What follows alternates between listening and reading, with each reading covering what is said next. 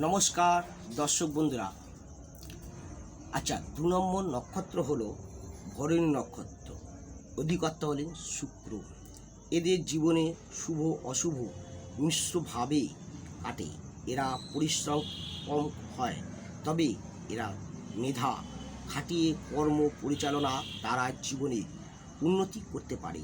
জীবনে সুযোগ সুযোগ মন্দ পায় না।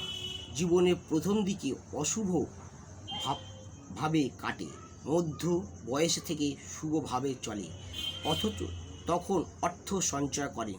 শেষ জীবনে সুখে কাটে, অর্থাৎ বেশি অপচয় করলে বেশি বয়সে আর্থিক ও দুশ্চিন্তা ভাগে এবং দাম্পত্য ক্ষেত্রে বিশেষ শুভ নয়। সন্তান প্রতিষ্ঠিত হয়।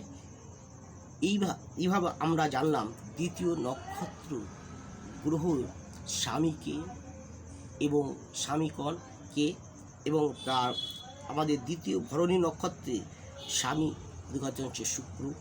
আমরা জানতে পারলাম কিভাবে তার প্রভাব বৃদ্ধি হয় এবং কিভাবে সেই নক্ষত্র মানুষের সঙ্গে ক্রিয়া করে চলেন, এবং সেই নক্ষত্র কত ডিগ্রি অনুসারে আছে এবং তা সে কত উচ্চ আছে বা নিচে আছে, সেইটা দেখে মানুষের কর্মভেদে বোঝা যায় এবং মানুষের মনুষ্যত্ব বোঝা যায়।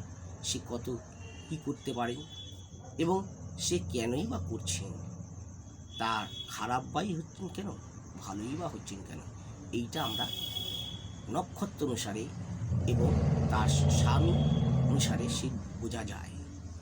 এইভাবে আমরা ভাব বিচার করে থাকি মানুষের, এবং নানা রকমভাবে মানুষ কী পরিকল্পনা করছে সেটাও বোঝা যায়। কিছুটা এই নক্ষত্র অনুসারে বোঝা গেল।